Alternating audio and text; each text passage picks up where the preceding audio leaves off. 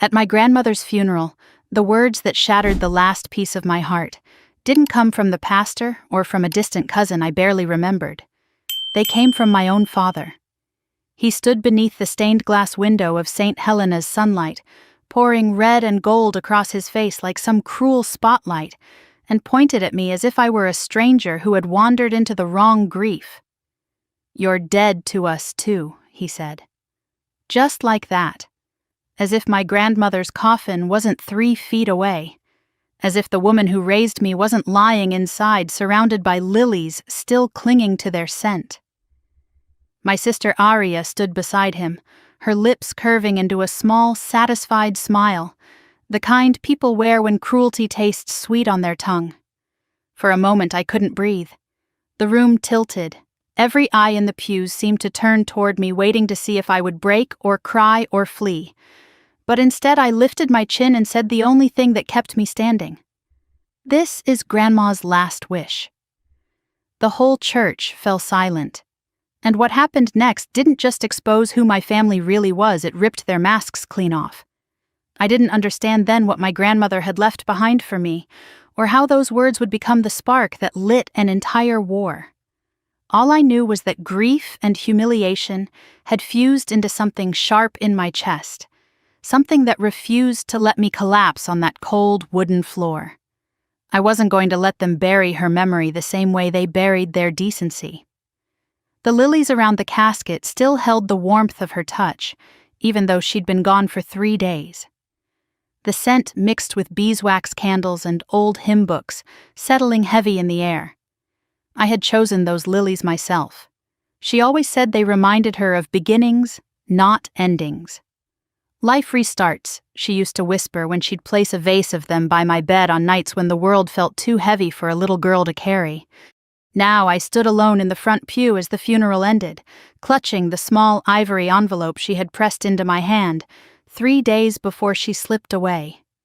She had looked at me then with eyes sharp enough to cut through a storm. "For later, Elena," she whispered. "Only when you're ready." I thought she meant when the grief wasn't so raw. I didn't know she meant when the wolves came. The sanctuary emptied slowly, murmurs drifting like smoke between the pews.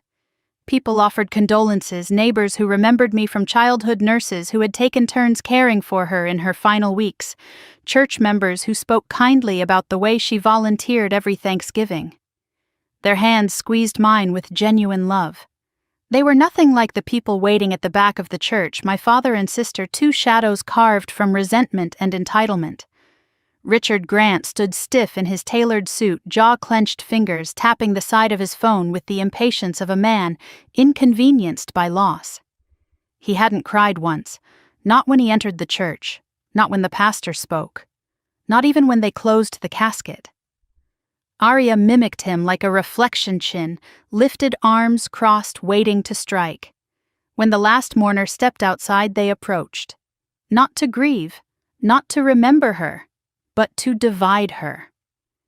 My father didn't even bother lowering his voice. "We need to talk about the arrangements," he said. "The house, the accounts, the valuables. Let's handle this quickly." My heart stuttered. My grandmother wasn't even in the ground. I glanced at Aria, hoping for even a flicker of humanity, but she only smiled with impatience. "We shouldn't drag this out," she added. "It's better for everyone if we settle things today." Settle things. As if I were some administrative inconvenience. I tightened my grip on the envelope. "Can we not do this right now?" My father's expression hardened. "Elena, don't start. You know you weren't the one taking care of her."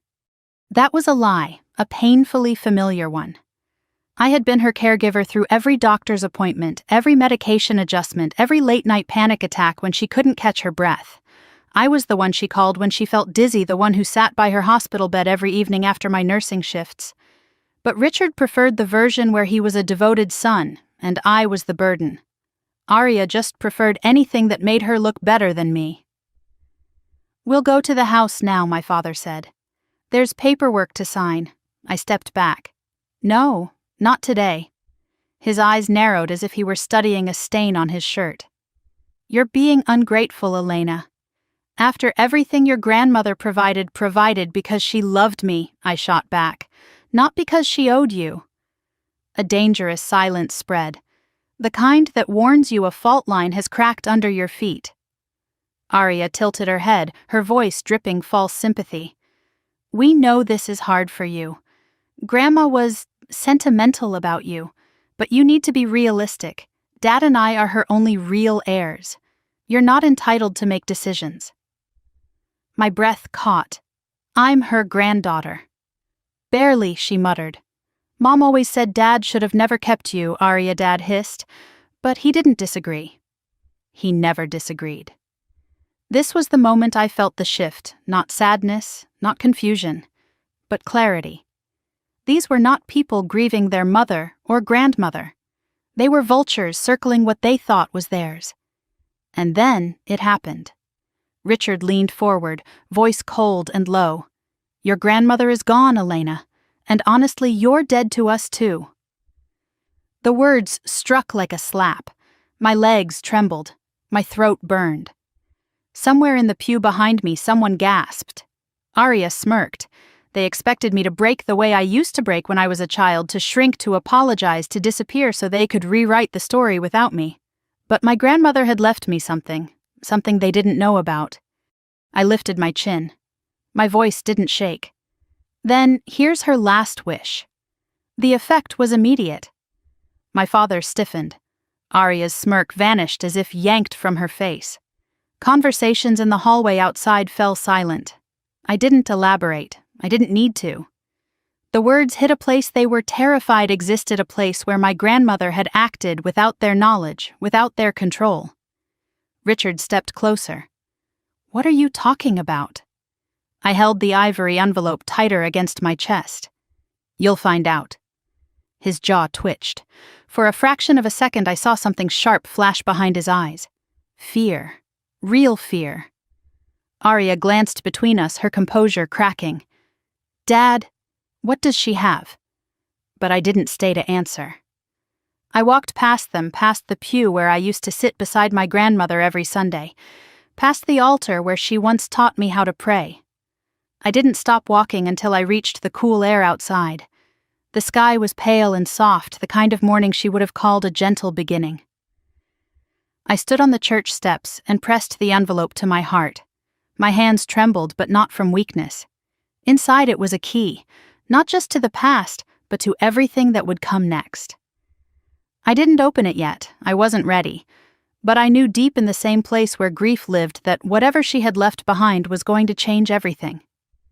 As I reached the bottom step, Pastor Harper approached me with quiet steps. His voice was soft but steady.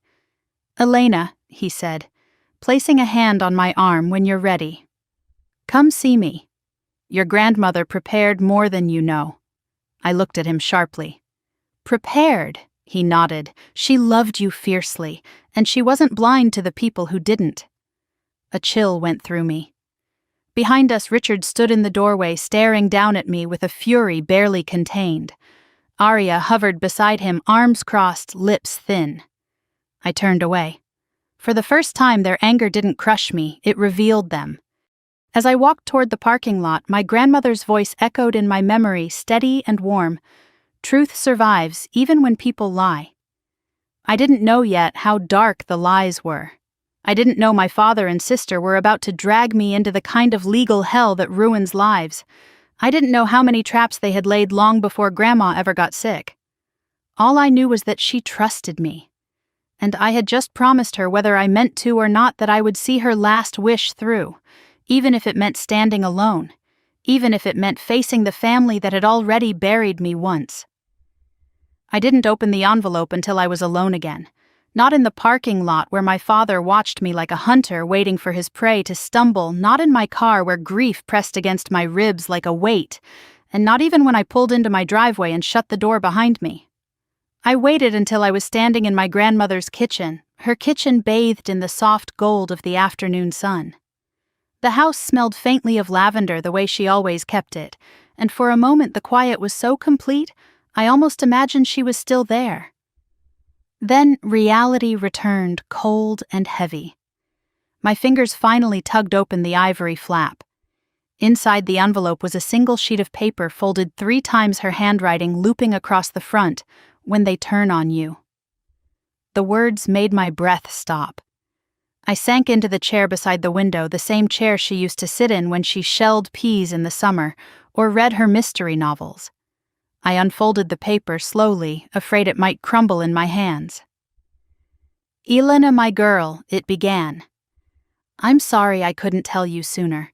Some truths are too dangerous to speak aloud. But you need to know this now. Richard and Aria have been taking things from me. Money, control, freedom. They've been planning something for a long time, and they will come for you the moment I'm gone." My pulse pounded in my ears. "I left everything in place so you would not face them unprotected. Inside the second envelope is the path you must follow. Trust Pastor Harper. Trust Mrs. Cole. Do not sign anything. And don't let their cruelty shake your dignity. Keep your head high the way I taught you." She ended with the words that broke me all over again. "You were my greatest joy." Tears blurred the ink, but I refused to let them fall onto the paper. I folded it carefully like something sacred and held it against my chest. The house felt different now, not empty, but full of warnings I hadn't known how to see before. Every picture frame, every softness in the room whispered that she had lived her last months under pressure she never dared reveal to me. A sound echoed outside, tires crunching on gravel. My body tensed. I peeked through the curtain. Richard and Aria. They had followed me home. I stepped back from the window just as my doorbell rang loud and sharp. For a moment, fear flickered through me, instinctive and bitter. But my grandmother's words echoed in my memory. "Don't let their cruelty shake your dignity," and I drew a slow breath before opening the door. Aria didn't wait to be invited. She brushed past me in a blur of perfume and cold entitlement, tossing her hair as if she owned the place. Richard followed his shoes, tapping heavily across the hardwood floor like a metronome marking my rising panic. "Why didn't you come with us after the service?" Aria asked, arms-crossed, eyes sweeping the room as if measuring its worth. "Dad and I were waiting." "I told you," I said calmly. "Today wasn't the time." Richard made a low sound in his throat. "You're being difficult." "As usual." "As usual," I repeated. He looked at me with that familiar mix of irritation and disappointment, the expression he wore every time I dared speak for myself. "Your grandmother's estate needs managing. You don't have the experience for that. I was the one taking care of her," I said quietly. "That's exactly the problem." His tone sharpened, slicing through the air. "You made decisions without consulting us." "Decisions?" I blinked. She asked me to help her. I didn't make decisions. "Oh, Elena, please," Aria cut in. "You were alone with her constantly. We don't know what you said to her." My stomach twisted. The implication hit like ice water. "You think I manipulated her," I whispered. Richard gave a dismissive shrug. "It wouldn't be the first time you tried to get attention by stop," I said, my voice steadier than I felt. "Just stop." Aria let out a soft laugh. "You always fall apart as soon as someone challenges you." Grandma probably didn't even realize what she was signing half the time. "She was fully aware," I said, gripping the back of a chair. Was she? Aria's tone turned sly. "Because we've already talked to a lawyer. There are ways to contest things when someone's mental state is questionable." My heart hammered against my ribs. Richard pulled a folder from his jacket and dropped it onto the table. Papers spilled out, forms, affidavits, copies of documents I didn't recognize. "What is this?" I asked. "A simple agreement," he said. "A disclaimer of interest. You sign this and you walk away from the estate. Peacefully, peacefully, as if they were offering me mercy. And if I don't?" I asked quietly. Richard's expression hardened into something colder than stone. "Then we'll challenge everything, including that so-called last wish you spouted at the funeral." Aria leaned in, eyes gleaming. "We'll also file a complaint at your workplace. Elder neglect is serious, Elena. Do you really want your license questioned?" My breath caught. They had found the pressure point they knew I couldn't ignore. Being a nurse wasn't just a job, it was the only part of myself I had ever been proud of, the part my grandmother celebrated with tears in her eyes the day I pinned my badge to my scrubs. "You wouldn't," I whispered. "We would," Arya said simply. I steadied my voice. "Grandma trusted me." Arya scoffed. Grandma was confused. "No," I said louder. She wasn't. Really, Arya stepped closer. "Then what was in that envelope? What did she give you?" Her directness jolted me. I hadn't expected her to go straight for the truth. But I didn't flinch. "Something you'll never touch." Arya's face twisted. "Dad, she's hiding something." Richard snapped the folder shut. "You have 48 hours, Elena. Sign the disclaimer. Give up your claim. Accept that you're not entitled to anything." I met his gaze. "She raised me, not you." For a moment, just a moment, something flickered across his eyes. Shame, guilt, or anger at the reminder he had tried so hard to bury. Then it vanished. "This is the last time we ask nicely," he said, stepping toward the door. "Next time it'll be through the court." Arya followed him outside but paused on the porch. The sun lit her hair like a halo, but her smile was all venom. "You can't win," she murmured. "People like you never do." The door shut behind them, and the house fell silent. I stood there shaking my hand, still pressed to the back of the chair. For nearly a minute I couldn't move. Couldn't think, couldn't breathe. Every nerve in my body felt electrified, buzzing with shock and anger and fear. Then something shifted inside me. My grandmother's letter lay on the table. Beside it, the envelope felt heavier than before. I reached for it and felt another layer beneath the first letter. I hadn't noticed it earlier. A second envelope. My heart pounded as I tore it open. Inside was a list of 2 names, Pastor Harper, Mrs. Cole. And beneath the names, a single sentence in my grandmother's perfect handwriting: "They know the truth. Trust them." I pressed the paper to my lips, closing my eyes against the sting of tears. My grandmother hadn't just trusted me, she had prepared for this. She'd known my father and sister would try to strip everything from me the moment she was gone. She'd seen their selfishness long before I ever had, and she had armed me with something they didn't expect. Proof. All I needed now was the courage to follow where she had pointed. I gathered the documents into a neat pile, wiped my eyes, and exhaled slowly. The quiet of the house no longer felt suffocating. It felt watchful, as if she were still here urging me forward. I stood, took my keys, and headed for the door. If they wanted a war, they were about to learn exactly who my grandmother raised, and I wasn't going to lose. I drove to the church at dusk, the sky washed in soft orange and lavender, the kind of colors my grandmother loved. She used to say sunsets were God's way of whispering, "Rest now, child. You made it through another day." But tonight, the sky felt like a warning, too still, too quiet, too heavy. I parked beneath the oak tree where she and I used to sit after Sunday service, sharing muffins we weren't supposed to sneak before dinner. For a moment, the memory softened me. Then the weight of what waited inside pulled me back. I stepped into the empty sanctuary, the wooden floor creaking beneath my shoes like it recognized me. The stained glass glowed faintly from the last light outside, casting warm colors across the pews. I breathed in the familiar scent of old hymnals' candle wax and the faint trace of lilies left from the funeral. My throat tightened again, but I swallowed it down. I was here for a reason. "Elena," a voice called gently. I turned toward the front of the room. Pastor Samuel Harper stood near the pulpit, his hands folded loosely in front of him.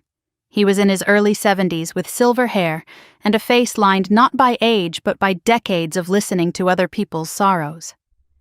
My grandmother trusted him. That was enough for me. I approached slowly. "Pastor, thank you for meeting me." "You sounded troubled on the phone," he said softly. "And Margaret?" "She asked me to help you. That nearly collapsed me right there." He guided me to one of the front pews and sat beside me, giving me time to settle before he spoke again. "Tell me what happened." I took a long breath and let the words spill the confrontation at the funeral, the threats, the forms they tried to make me sign. And finally the letter, my grandmother's warning. The pastor listened without interrupting, his brow tightening with each sentence. When I finished, he nodded slowly. She feared this. She told me months ago she believed Richard and Arya would not accept her decisions. Her decisions, I asked carefully. Pastor? What exactly did she tell you? He looked toward the stained glass windows for a moment, as if choosing his words with reverence.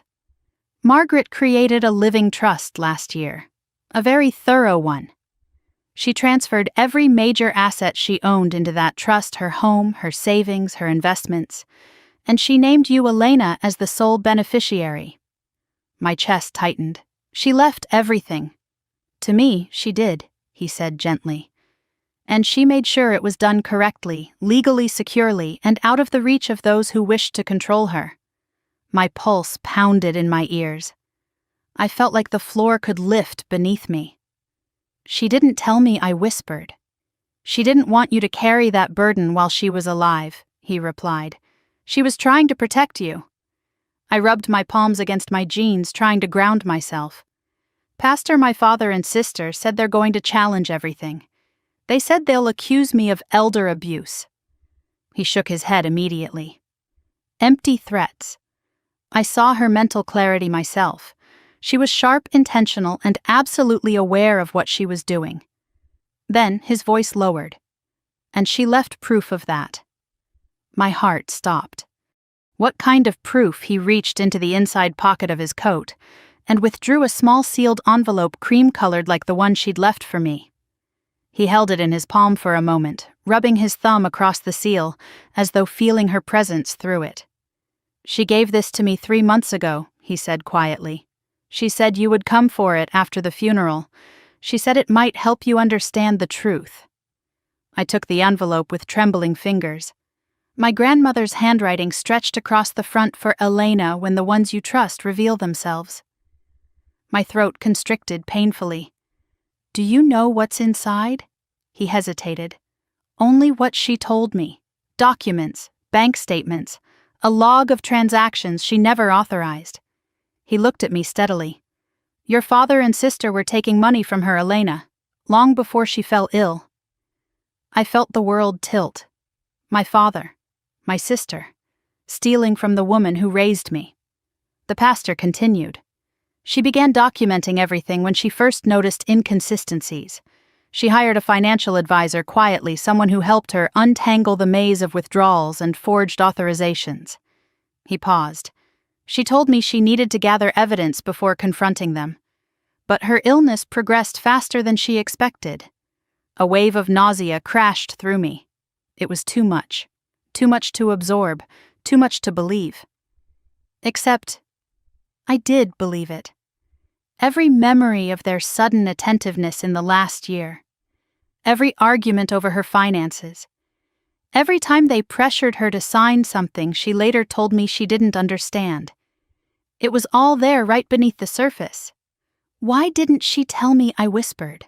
Why did she face this alone? Pastor Harper's voice softened. Because she knew you would try to protect her. And she knew that protecting her would put you in their line of fire too early. She wanted you shielded until the time was right. I closed my eyes, letting that sink in. My grandmother fighting a battle by herself, protecting me even as she lost strength. It crushed me in a way grief alone never could. The pastor placed a gentle hand on my shoulder. There is more. I opened my eyes. He continued. She asked me to hold a duplicate copy of her trust documents. If your father or sister tried anything at all, you were to come to me, and I was to give you everything. I exhaled shakily. So she really prepared for all of this. She did, he said. Then he rose to his feet. Come with me. I followed him to a small back office behind the sanctuary. It smelled faintly of cedar and old paper. He opened a file cabinet, unlocked the bottom drawer, and pulled out a large envelope sealed with red tape. My heart thrummed hard. He set it gently on the desk. This is her living trust folder. Inside is her estate plan, notarized and witnessed. It includes signed letters explaining her reasons for choosing you as her beneficiary. She wanted the court, if it came to that, to hear her voice, not just her signature. I brushed my fingers along the seal. I don't know if I'm ready to read it. You will be, he said. And there's someone else you need to see. Mrs. Cole, I asked, recalling the second name on my grandmother's list. He nodded. She knows much more than I do. Margaret confided in her the last few months, especially when things became tense. A chill climbed down my spine. Tense how he sighed heavily. Richard and Aria were coming by the house more often. They pressured Margaret to update her will. They brought documents for her to sign, some legitimate, some not. She refused, but it frightened her. She told me she felt trapped. My breath caught. They intimidated her. She didn't want to say it outright. But yes. He held my gaze with grim certainty. They suspected she was transferring assets away from them. And they didn't take it well. I clenched my hands to stop them from shaking. My grandmother, frail, gentle, dignified, being bullied by the very people who should have loved her. It felt like something poisonous curled inside me. The pastor placed the documents into a protective folder and handed them to me. Take this home, keep it safe, and talk to Mrs. Cole tonight if you can. She has evidence you'll need. I nodded, gathering everything in my arms. My head spun with the weight of it all, trusts, evidence theft, warnings. My grandmother had lived her final chapters in a silence she crafted not out of fear but out of strategy. At the door, the pastor stopped me again. Elena, he said gently, your grandmother loved you deeply. Everything she did was to protect your future. Don't let Richard or Aria erase that truth. I swallowed hard. I won't. Outside, the sky had shifted to deeper purple. The air felt heavy, like the moment before a storm breaks. Holding the folder close, I walked toward my car, each step steadier than the last. I glanced back at the church once before climbing in. It stood anchored in the fading light, sturdy, watchful, and full of the echoes of every secret my grandmother safeguarded here.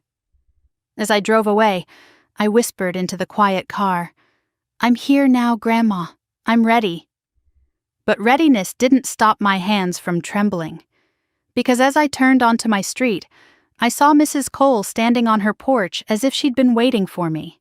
And something in her expression told me she knew the storm wasn't coming. It had already begun. Mrs. Cole didn't wave when she saw me. She didn't smile, didn't step forward, didn't call my name the way most neighbors do when they spot someone they know. She simply stood on her porch beneath the soft glow of her lantern light, her hands clasped tightly around a mug, her posture still as stone, watching me, with eyes that held far more awareness than I understood. It made me slow my steps without even realizing it. I stopped at the edge of her walkway. The cicadas hummed loudly in the warm Texas night, filling the silence between us. For a long moment she didn't speak. Then she nodded once, a subtle gesture that felt less like a greeting and more like permission. Come inside, Elena, she said quietly. We need to talk. Her voice had that same steadiness I remembered from childhood, the kind that soothed kids who scraped their knees or calmed nervous parents during backyard barbecues. But tonight, underneath that steadiness, was something heavier, something that made the hairs on my arms rise. I followed her inside. Her living room looked exactly the way I remembered: warm lamps, shelves lined with books, crocheted blankets folded neatly over the back of the couch. But there was a new addition, a stack of folders and envelopes on her coffee table arranged so carefully they almost seemed ritualistic. She motioned for me to sit. I suppose you went to the pastor, she said, lowering herself into the armchair across from me. I nodded. He told me you know things, that Grandma trusted you. Her lips twitched, not into a smile, but into something like sadness. She did. I clasped my hands in my lap. What did she tell you? Mrs. Cole took a long breath before setting her mug down with a soft clink. Your grandmother came to me, she began, long before her health started declining, At first, it was small worries, missing checks, odd withdrawals, mail she never received. Later, it became much worse. My stomach tightened. She suspected my father. She didn't just suspect, Mrs. Cole said quietly. She confirmed it, and Arya too. Her words hit like a physical blow, even though the pastor had already told me. Hearing it again from someone who had watched everything from up close made it real in a new and terrifying way. Mrs. Cole reached toward the stack on the coffee table and pulled out a thin folder. She kept copies of everything she said: bank statements, ledgers, letters from her financial advisor, notes she took herself when she noticed unusual activity. She hesitated before handing it to me, as if the folder itself carried weight. I opened it. The first page was a printed statement from the credit union my grandmother used. Someone had withdrawn $3,000 in cash signed under her name, except the signature wasn't hers. I swallowed hard and kept reading. More withdrawals. More checks written out in amounts that made my heart race. Some of these were over a year ago, I whispered. Mrs. Cole nodded. She didn't want to believe who was behind it at first. She thought maybe a clerical error, maybe misplaced mail, but then she saw your sister's car parked behind the credit union one morning. Arya didn't see her. She paused, or she pretended she didn't. I flipped to the next page and froze. A photocopy of a document, one I immediately recognized. A power of attorney form, signed, dated, processed. Except, Grandma never signed this, I said, my voice cracking. She never would have given control to him. She didn't, Mrs. Cole replied. She told me that herself. She believed Richard forged it or pressured someone into processing it without proper verification. I felt sick. She was terrified once she found this, Mrs. Cole continued. Not for herself, mind you. For you. I looked up sharply. For me, Mrs. Cole's expression softened. She knew they blamed you for everything, your successes, your independence, even the closeness you shared with her. And she knew. When she was gone, they would turn their anger into something dangerous. A cold tremor moved through me. She said you'd be alone once she passed, Mrs. Cole said softly, and that she wanted to leave you protection. I pressed the folder to my chest. She did, I whispered. She left a trust. She left letters. She left all this. Mrs. Cole nodded. She also left something else. My breath caught. She stood from her chair and walked to a cabinet against the wall. She unlocked it, reached inside, and retrieved a small black device, a digital recorder. She gave me this 3 weeks before she died, Mrs. Cole said quietly. She told me to hold on to it until you came. I stared at it. What's on it? Recordings, she said. Her voice, her account of everything that happened, every threat, every forged document, every moment she felt unsafe. Tears burned behind my eyes. She knew they'd go after me. She did, Mrs. Cole replied gently. And she wanted her words, not just paper, to defend you. My hands trembled as I reached for the recorder. Mrs. Cole hesitated. Before you listen, there's something you need to understand. I looked up slowly. Your grandmother loved your father once, she said softly, and she truly tried to rebuild a relationship with him after he left you both. But he grew jealous, bitter, especially when he saw how much she treasured you. I forced myself to breathe. He believed she favored you, that she left him out, that she replaced him with you, she continued. He didn't see the truth that you earned her trust, not stole it. And Arya, she shook her head. Arya picked up his resentment like it was tradition. I closed my eyes. So when your grandmother started losing weight, missing steps, visiting the doctor more often, they saw opportunity. Her voice lowered to almost a whisper, and they began circling. The room felt colder. Mrs. Cole leaned forward and placed a steady hand over mine. This evidence will protect you, but it will also reveal things that will hurt. Margaret asked me to warn you. I opened my eyes. I'm not afraid of the truth. She gave a small, sad smile. She said you wouldn't be. She withdrew her hand and sat back. Now she said gently, "Do you want to hear it?" My pulse thrummed. I looked down at the recorder, small, ordinary, almost unimpressive. It didn't look like something capable of carrying a woman's final war cry, her defense strategy, her SOS, but I knew it did. I pressed play. The room filled with my grandmother's voice, thin from illness, but steady with purpose. "This is Margaret Grant. I am recording this because I fear the documents alone will not be enough. If you are hearing this, Elena, my sweet girl, then they have come for you." My breath hitched. Mrs. Cole closed her eyes, listening. "Richard has been withdrawing money without my knowledge. I confronted him last month. He denied everything. But the next week, more funds were missing. I found checks written to Aria signed with my name. Poorly forged, but enough to fool the bank if they barely looked. My hands balled into fists. When I refused to give them more access, they threatened to challenge my competency. Said I was getting forgetful. Said they would fix things once I wasn't in the way anymore.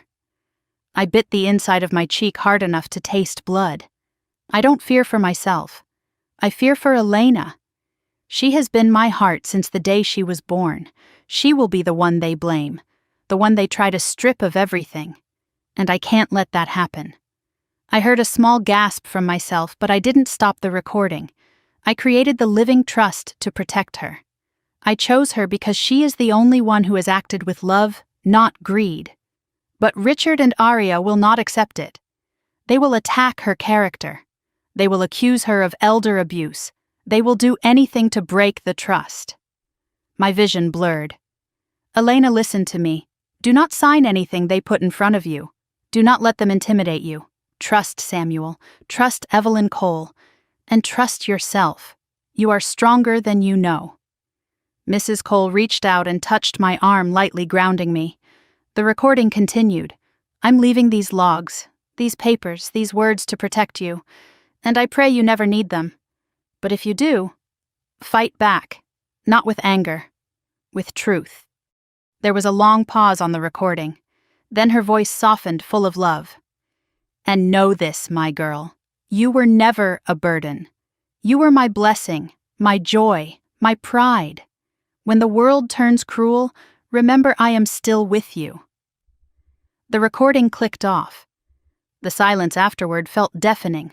I covered my mouth, trying to breathe through the trembling that overtook me. Mrs. Cole didn't speak. She let the moment settle over us like a blanket, thick, heavy, suffocating, but necessary. When I finally lowered my hand, my voice was barely a whisper. "They're going to court," I said. "My father, my sister. They're going to try to take everything." Mrs. Cole nodded once. "Then you'll give them something they didn't expect." "What's that?" "The truth," she said, and Margaret's voice. I swallowed. "Do you think the court will listen?" Her eyes hardened, not cruelly, but with unwavering certainty. With this evidence, with the trust, with witnesses like Pastor Harper and myself. "Yes, they will." I drew a long breath. "Then I'll fight," I whispered. "For her, for what she built, for what she protected." Mrs. Cole gave a slow nod. "That," she said softly, "is exactly what she raised you to do." I barely slept that night. Every time I closed my eyes, my grandmother's voice echoed through the dark, steady, brave, heartbreakingly calm, as she documented the betrayal closing in on her. I lay awake, staring at the ceiling until early dawn. Light crept through the blinds, washing the room in pale blue. The house felt different now, charged with her warnings, her love, her preparations. Not empty anymore, just waiting. By the time I got up, my chest ached with exhaustion, but my resolve felt sharper than it ever had. They were coming for me, and I wasn't going to let them win. I brewed coffee I didn't drink and sat at the kitchen table with the Living Trust folder spread open in front of me. Every page felt like a lifeline, a shield my grandmother forged with her own hands. The sun inched higher, casting warm patches of light across the table, and I felt something stir inside me. Determination. Or maybe her strength flowing through me. At exactly 9:12 a.m., my phone buzzed. A text from Aria. We'll be filing today. If you want to avoid embarrassment, sign the disclaimer. This is your last chance." My jaw clenched. No greeting, no pretense. Just entitlement wrapped in threat. Another message came seconds later. "Dad says you're dragging this out on purpose." "Don't be stupid, Elena." I stared at the words for a long moment. The venom in them didn't even surprise me anymore. It was the familiarity that stung. My sister always used pain like punctuation. A third message appeared harsher. "Grandma never meant for you to take over everything. You manipulated her. Everyone sees it. Everyone. Their favorite weapon." I set the phone down before I could respond. They wanted a reaction, something they could twist into hostility, instability, irrational behavior. Even texting back would give them something to spin. No. Today would be on my terms. A soft knock startled me. I froze. Another knock firmer this time. My heart thudded as I walked to the door. My mind raced with possibilities: Richard demanding compliance, Arya arriving early with more threats, or worse, a sheriff delivering something on their behalf. But when I opened the door, a young man stood there holding a white envelope. "Delivery for Elena Grant," he said politely. "I didn't order anything," I replied cautiously. He pointed to the envelope. "From Hale and Porter Law Firm. Certified delivery. I need a signature." My stomach dropped. Of course. They wasted no time. I signed mechanically and closed the door. My hands shook as I slid a finger under the seal. Inside, a formal notice of petition. They had filed for guardianship. Of me. A legal move designed to strip me of rights control and financial oversight, everything. My breath hitched. They were accusing me of elder abuse. A cold wave rolled through me, the kind that steals breath, steals reason. But then my grandmother's voice whispered across my mind, "Do not let them intimidate you." I placed the papers on the table and inhaled sharply. I wasn't alone in this. I had witnesses, documents, recordings, a trust built to withstand everything they were now trying to do. I grabbed my keys. I needed to see an attorney. Hale and Porter, ironically, the same firm my father used, was not who I was going to. Instead, I drove 20 minutes to a small, older building near the courthouse. Mrs. Cole had insisted I see one man in particular, Attorney Jonathan Reese. The sign on his office door was simple, almost dated elder rights and probate litigation.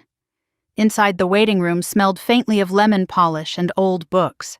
A receptionist looked up from her desk and smiled warmly. "You must be Elena. Mr. Reese is expecting you." Expecting me? Mrs. Cole had called ahead. The thought steadied me. Jonathan Reese's office was lined with case files, binders, and framed certificates. He stood when I entered, a man in his late 50s with salt and pepper hair, sharp eyes, and a calm demeanor that suggested he'd seen far worse than whatever I was about to show him. "Ms. Grant," he said, offering a firm handshake. "Please sit. I've reviewed the preliminary details Mrs. Cole provided. I understand there's been a petition filed against you." I handed him the notice.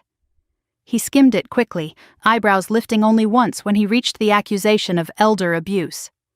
"Well," he murmured, leaning back, "they're not subtle, are they?" I tried to smile but couldn't manage it.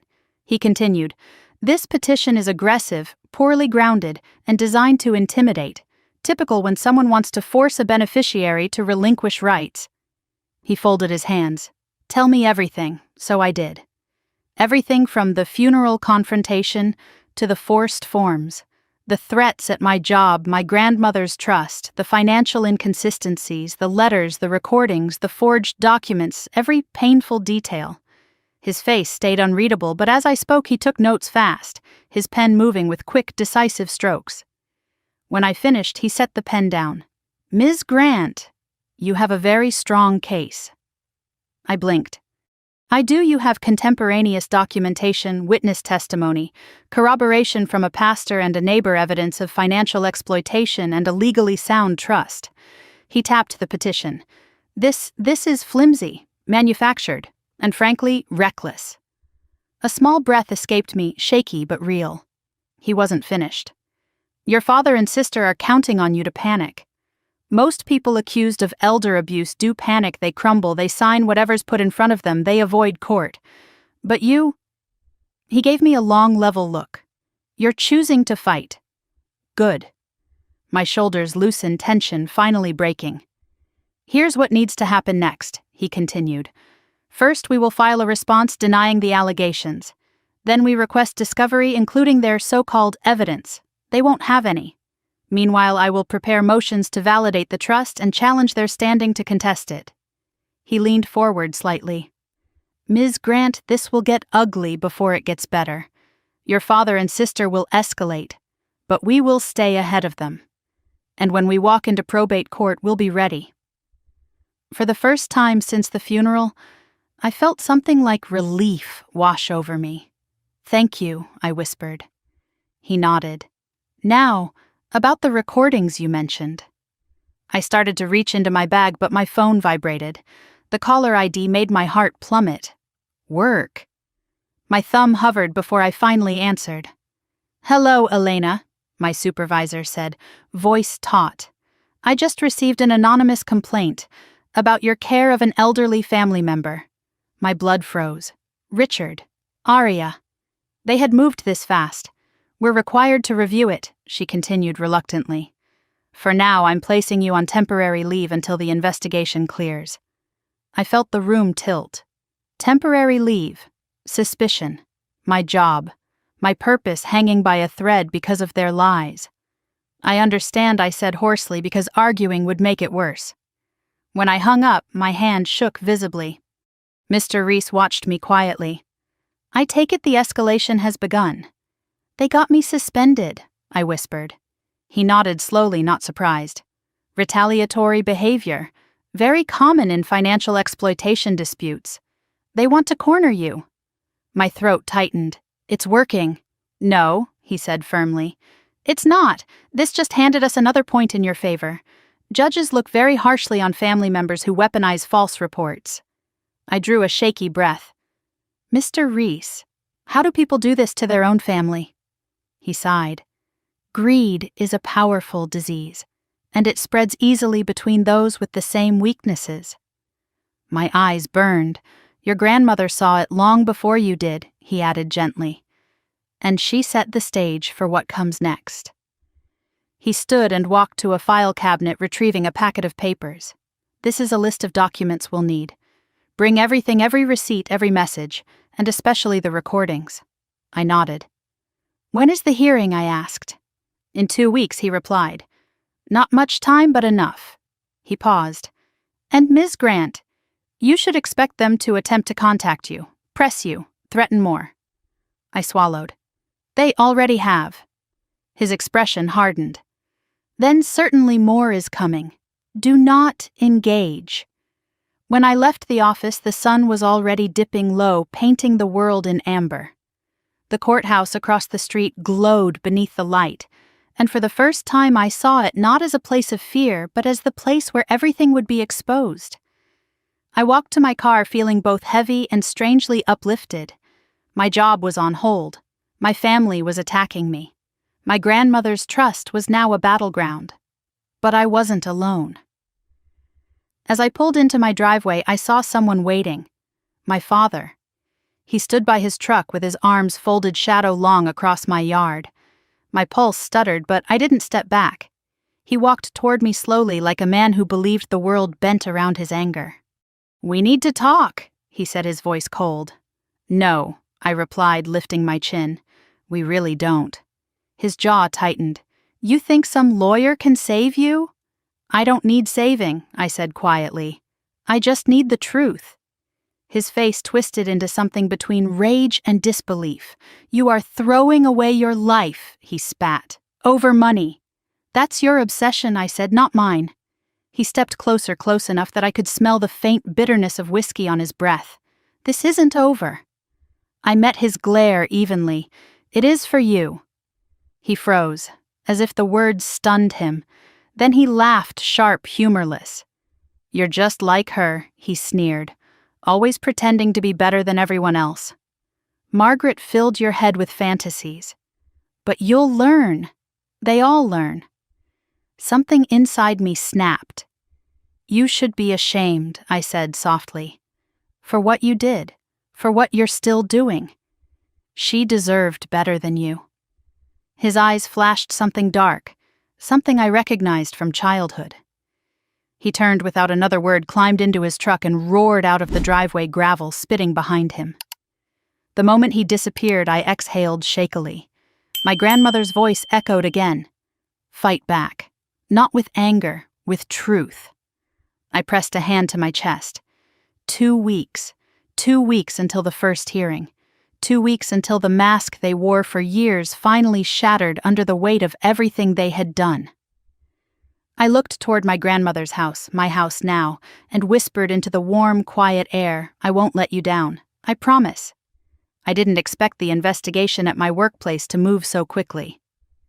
By Monday morning, 2 compliance officers were waiting for me in a small conference room near the HR office, their faces solemn, folders neatly arranged on the table. I'd spent all weekend gathering documents for Mr. Reese, cataloging everything for the upcoming probate hearing, but the moment I stepped into that room, all of it felt distant. This was my job, my patience, my purpose. And now it was hanging in the balance because my father and sister wanted leverage. "Ms. Grant," one officer began gesturing for me to sit. "Thank you for coming in. This shouldn't take long." His tone was gentle but rehearsed, like someone who had delivered bad news many times before. I sat folding my hands tightly in my lap to keep them steady.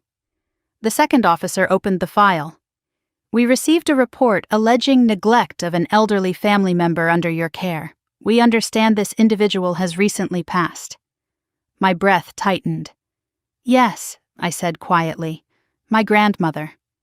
"We're very sorry for your loss," the first officer offered, "but we are required to investigate any allegation involving potential elder abuse or neglect, particularly when the reporter suggests there was medical misconduct."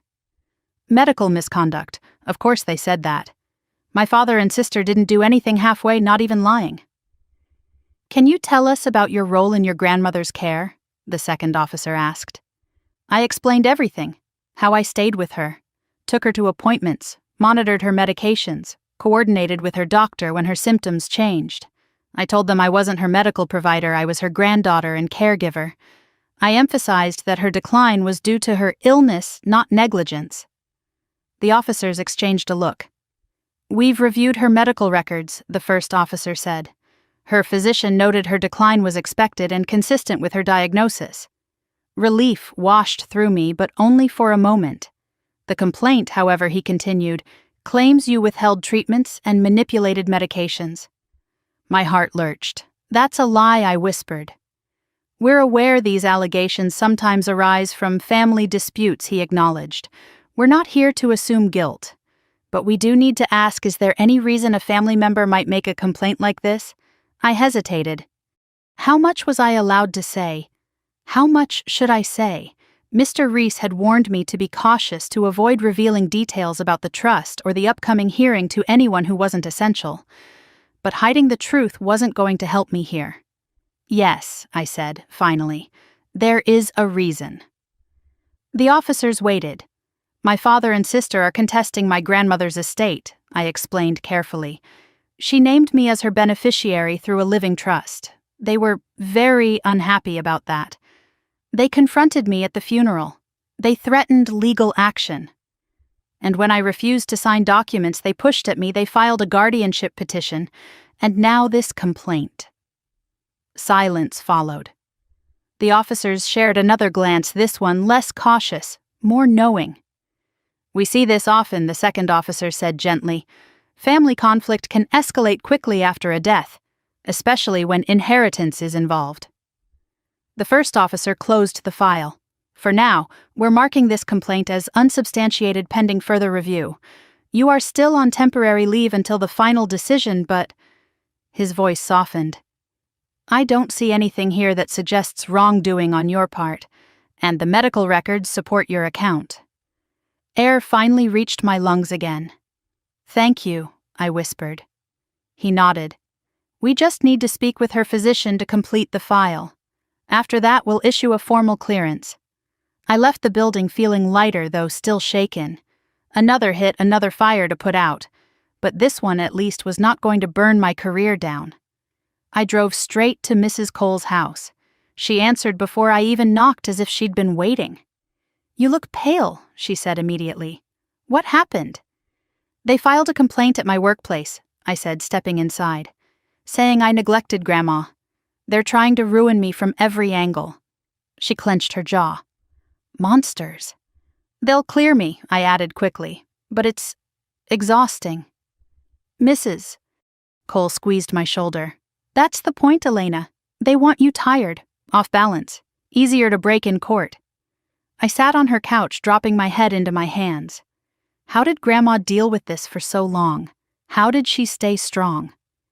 Mrs. Cole sat beside me because she had something to protect, someone. She nudged me gently. "And so do you." Her words steadied me more than she knew. "I need to keep moving," I said, lifting my head.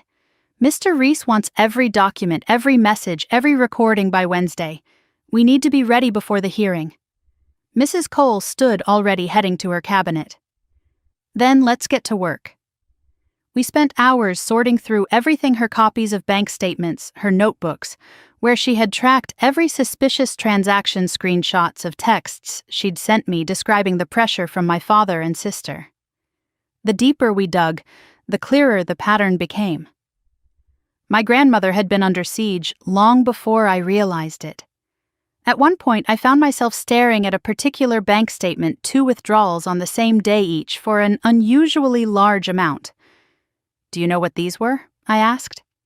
Mrs. Cole exhaled slowly. "Yes, Margaret asked me to drive her to the bank that morning. She wanted proof someone else was draining her funds. She told the teller she had not made the previous withdrawals. They checked the signature logs. And it wasn't hers, she said. But she never confronted Richard again. She knew it wouldn't stop him. It would only make him hide it better." My vision blurred. Mrs. Cole reached over and handed me a tissue. "You can cry, you know." "I'm trying not to," I said with a shaky laugh. She gave me a look. "Why on earth not? Because every time I fall apart, they win," I murmured. "They want me emotional, irrational, easy to corner." Mrs. Cole placed a steady hand over mine. "Feeling doesn't make you weak, Elena. It makes you human. What matters is that you don't let those feelings dictate your decisions." I nodded slowly. She was right, but I still couldn't let myself unravel. Not yet. By late afternoon, we had assembled 3 full binders of evidence, color-coded, tabbed, organized. My grandmother would have been proud. I drove them straight to Mr. Reese's office, and he looked almost impressed as I carried everything in. "This," he said, flipping through the tabs, "is exactly what we need. The judge won't ignore this." I felt a small spark of hope, but it didn't last long, because as soon as I walked back outside, my phone buzzed again. A number I didn't recognize. But the voice, instant dread. "Hello, Elena," Aria said sweetly. "Working hard today, I didn't respond." She continued, "Dad and I just met with our attorney. He thinks the guardianship petition will go smoothly, especially if the court hears about your work suspension." My spine stiffened. I wasn't suspended for misconduct. They won't know that, she said, her voice dripping with satisfaction. "Perception is everything." I closed my eyes. "Aria, why are you doing this? What did I ever do to you?" There was a long silence on her end. Then she laughed quietly. "You existed," she said. "That's all it took." My breath hitched. "You took everything," she continued. "Dad's attention, Grandma's love. Every time she praised you, I was invisible. Every time she gave you something, I got nothing. So yes, I'm done being invisible." I shook my head slowly. "Grandma loved both of us." "No," Aria snapped. "She loved you. She tolerated me." Her bitterness oozed through every syllable. "She promised me the house when I was little," Aria said suddenly. "Did you know that she told me it would be mine someday? But then you swooped in with your perfect nurse routine and your selflessness, and suddenly you were the chosen one." "I didn't choose any of this," I whispered. "Liar," she said coldly. "You wanted it." I clenched my jaw. What I wanted was for her to be safe. What I wanted was for us to be a family. Too late for that, Arya said. Much too late. She ended the call. I stood frozen on the sidewalk, the sunlight suddenly too bright, the air too hot. She hated me, not casually, not resentfully, deeply, enough to destroy me. I returned home shaken, but when I walked inside, the quiet of my grandmother's living room steadied me. I sat in her chair by the window, breathing in the faint scent of lavender that clung to the cushions. Then I saw it. A framed photograph on the mantel. It was always there, but tonight it felt different. Me at age 7, missing 2 teeth, standing beside my grandmother in her garden, both of us holding sunflowers bigger than our faces. We looked so happy. Pure, uncomplicated happiness. I whispered to the empty room, "I'll fight for us. For what you built, for what they're trying to destroy." The house felt warm, almost alive, as if she were still there listening. I picked up my notebook and wrote a single line at the top of the page, 2 weeks until court. I will not break. But that night, as I prepared for bed, I felt a shadow creep under my skin. A sense that my father and sister were not finished, not even close. And I was right. Because when dawn broke the next morning, another envelope sat on my porch. No postage, no return address, just one word written in bold marker across the front, traitor. The envelope lay on my porch like a threat, made visible, its edges curling slightly from the morning humidity. For a long moment I just stood there barefoot on the cool wooden boards, staring at the single word scrawled across the front in heavy black ink. Traitor. My breath hitched. The sun was barely rising, the neighborhood still wrapped in that quiet, bluish calm that comes before the world wakes up. Birds were chirping. A sprinkler hissed somewhere down the street. And yet everything inside me felt sharp and alert, like the world had tilted sideways. I bent down, slowly picked up the envelope and held it by the corner. It wasn't thick, just a few sheets of paper inside, no stamp, no address. Someone had put it here. Someone who knew where I lived, someone who wanted me to see this first thing in the morning, someone who wanted to scare me. I stepped back inside, locked the door, and placed the envelope on the kitchen table. My hands trembled before I could stop them. It was ridiculous. I had dealt with worse already. Lies, accusations, legal threats. But there was something about seeing a word like that on my doorstep, something handwritten and personal that hit deeper than a formal petition ever could. I forced myself to open it. Inside were printed screenshots, comments from social media, anonymous posts, quotes taken out of context. But the narrative was unmistakable. Some nurse took advantage of her dying grandma to steal the house. Where do people like that come from? If she shows up in court, let her rot. My stomach twisted. They had turned the internet into a weapon. Someone, likely my sister, had posted vague accusations framed as concern, prompting strangers to fill in the blanks with venom of their own. At the bottom of the stack was a handwritten note.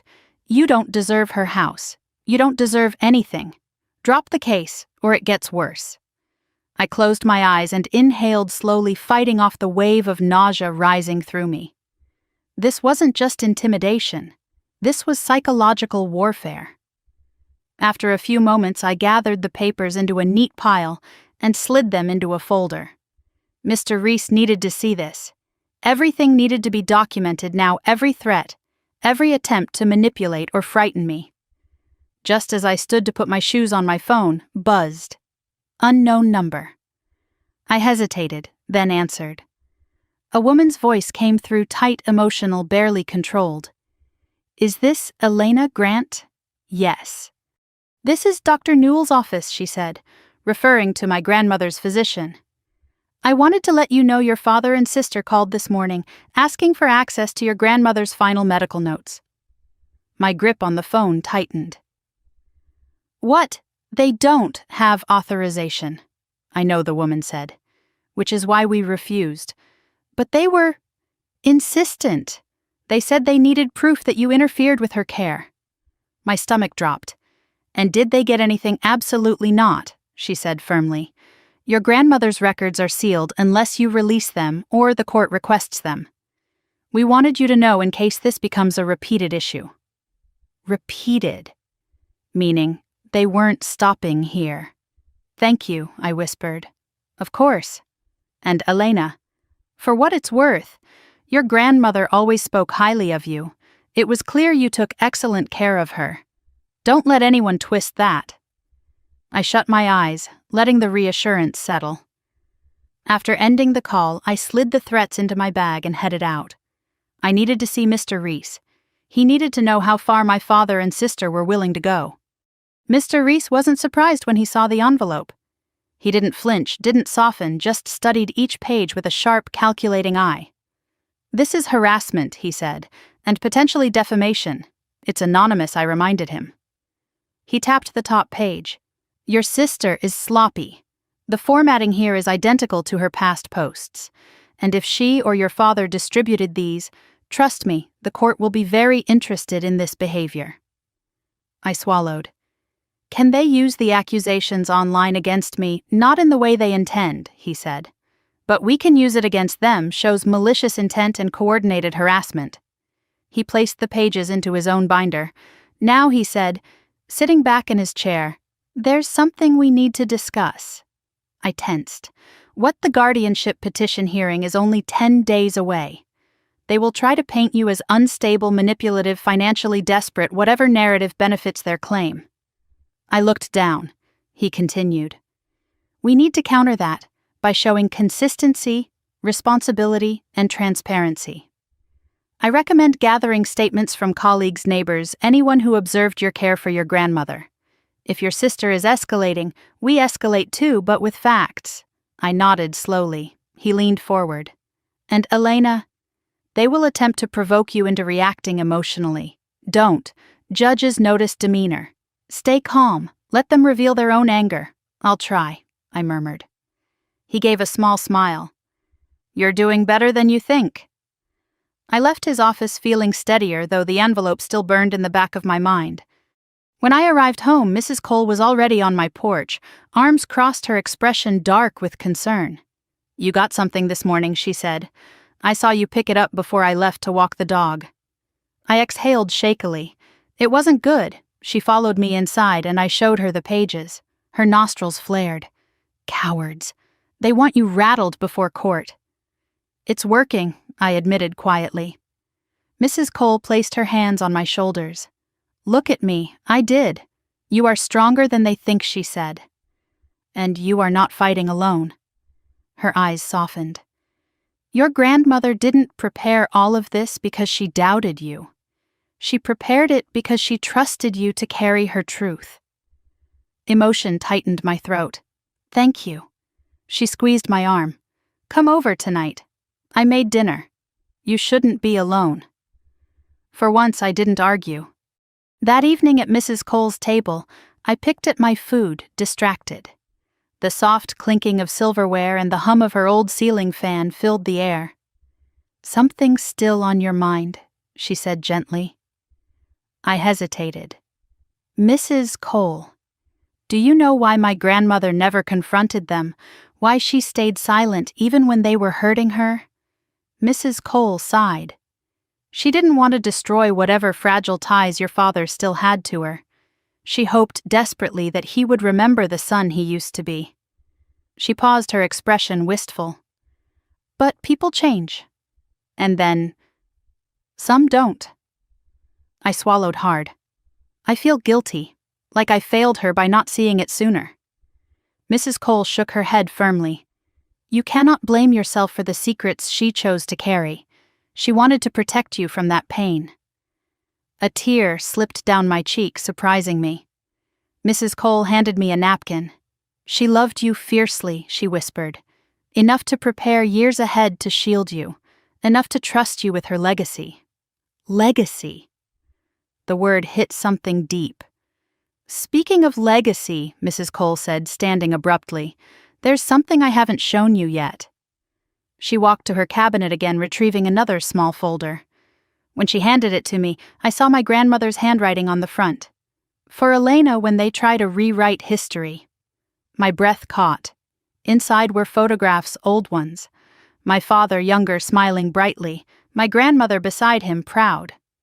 Then the years progressed, his smile fading, distance growing. One picture made my breath tremble. A photo of me at about 5 years old clinging to my grandmother's leg, crying.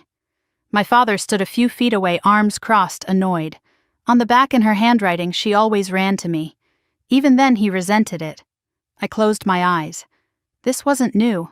This had been building for decades.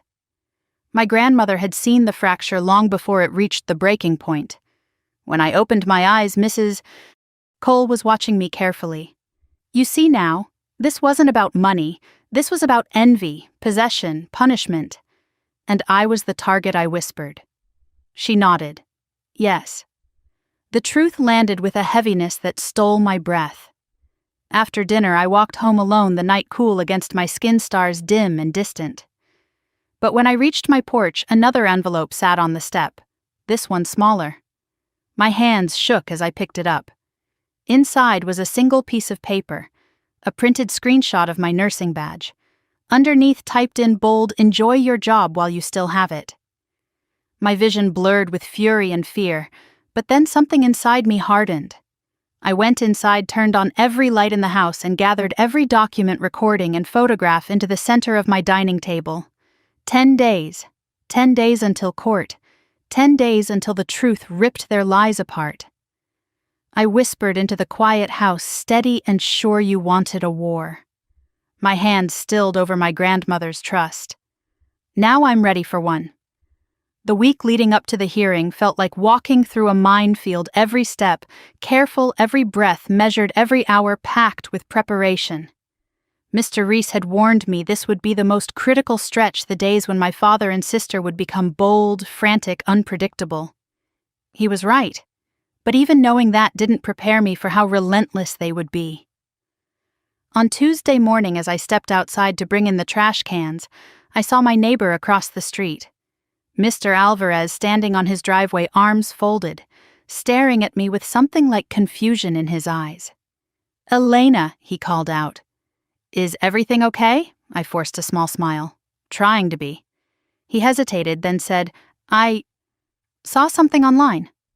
I wasn't sure if it was real. I froze. "What did you see?" I asked quietly. He approached slowly, lowering his voice. "A post saying you stole from your grandmother, that you pressured her. It didn't sound like you. It didn't look like something you'd ever do. But people are talking. The word hit like a blow. This wasn't just anonymous strangers, now it was neighbors, community members, people who had seen me grow up. My sister wasn't just poking the fire, she was pouring gasoline on it. "I don't know who posted that," I said carefully, "but it isn't true." He nodded. I figured.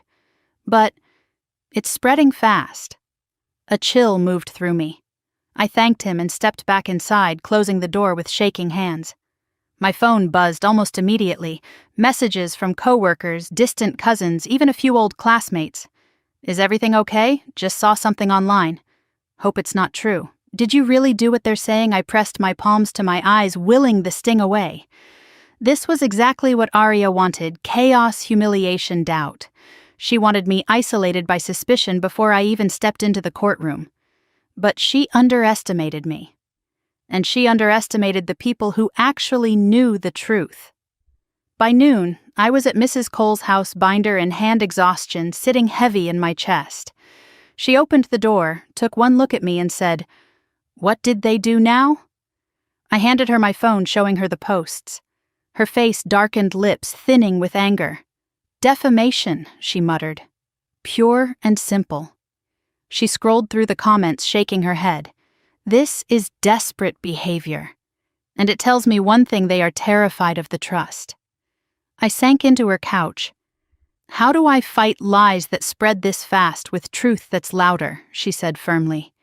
"And with people willing to speak it." She handed my phone back.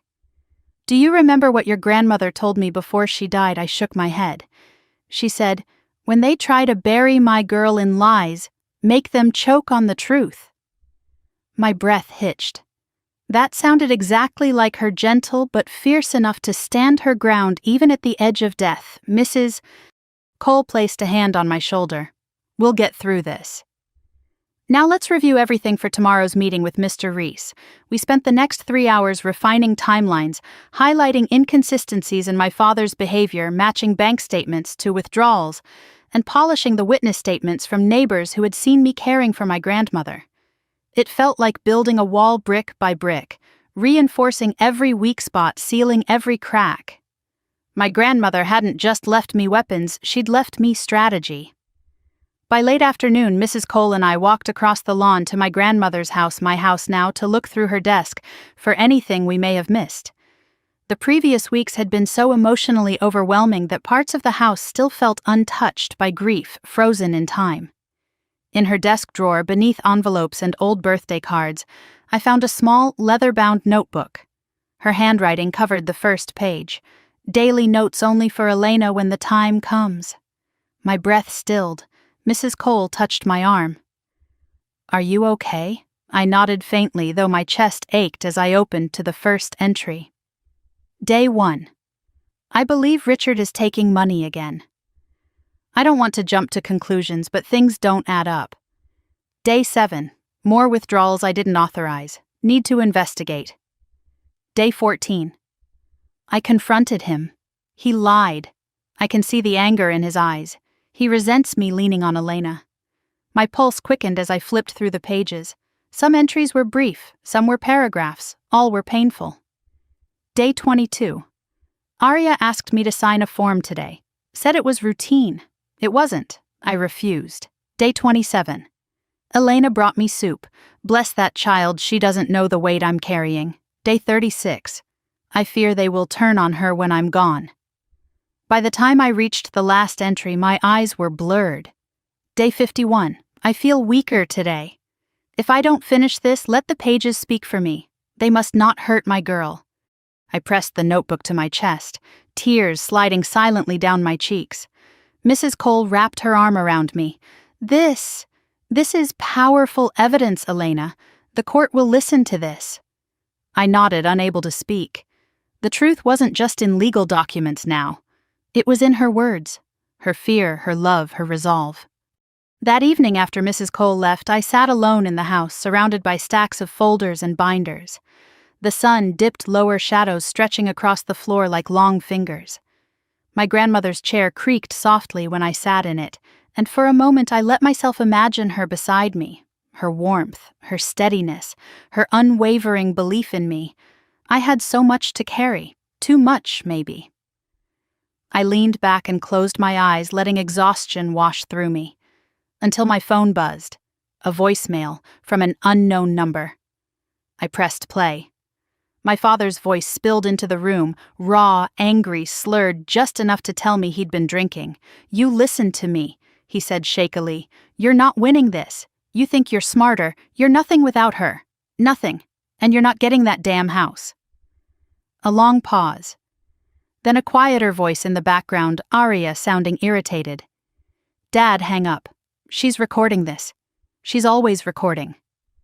Then the line cut. I stared at the phone, the rage building deep inside me, not a blind anger, not hot and reckless, but cold, clean, focused. Mrs. Cole was right. This was desperation. They were unraveling, and they knew it. The next morning I drove to Mr. Reese's office with the notebook, the voicemail, and every shred of evidence we'd collected. He scanned through the notebook, eyebrows lifting. "This is devastating for their case," he murmured.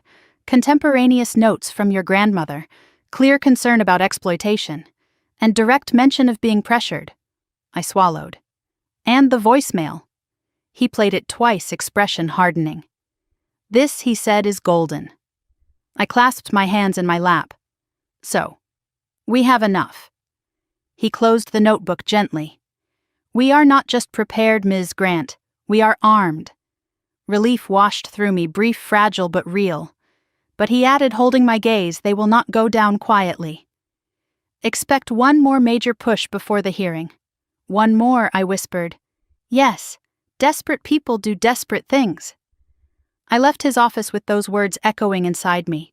Desperate people, my father, my sister, my family. When I got home, the wind had picked up, rustling the trees with an uneasy whisper. I unlocked the door, stepped inside. and stopped cold. Something was wrong. The air felt disturbed, heavy. I set my bag down slowly, my pulse quickening as I walked toward the living room. A picture frame lay face down on the floor. My grandmother's photo. I picked it up breath-catching as I realized it had been knocked over deliberately. Someone had been in my home. My chest tightened. The window above the sink was cracked open. Not broken, just unlocked. A warning. A reminder. A message. I backed away slowly, reached for my phone, and called the police. When the officer arrived, he walked through the house, shining his flashlight in corners, checking the locks, taking notes. No signs of forced entry, he said. Could be someone with a key. Or someone who knew how to jimmy the window. My father had a key. So did Arya. "Do you feel unsafe staying here tonight?" he asked. I glanced at the photo in my hands, my grandmother smiling. Steady, brave. "No," I said quietly. "I'm staying." But when the officer left and the house fell silent again, I whispered into the stillness, "This ends in court." And for the first time, I truly believed it, because fear was their weapon. But truth was mine. The morning of the hearing arrived with a sky the color of bruised steel, heavy clouds drifting low over the courthouse, as if the world itself understood what was about to unfold.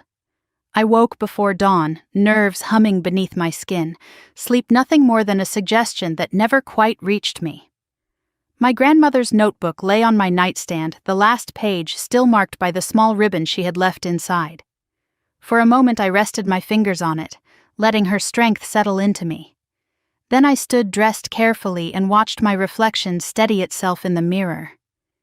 "You're ready," I whispered, "because she made you ready."